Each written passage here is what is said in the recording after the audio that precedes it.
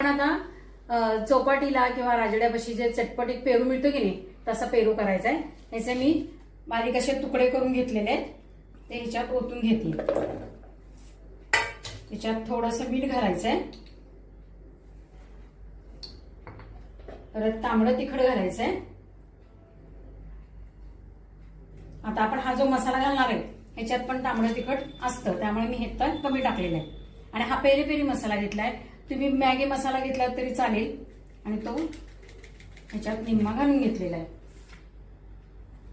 आता ह्याला मी झाकण लावणार आहे आणि चांगला हलवून घेणार आहे.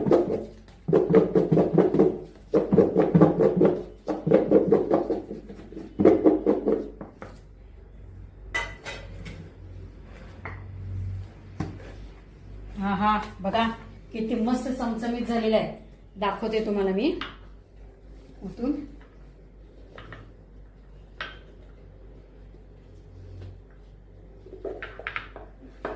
बघा कसं सगळ्याला ते लागलेला आहे मसाला.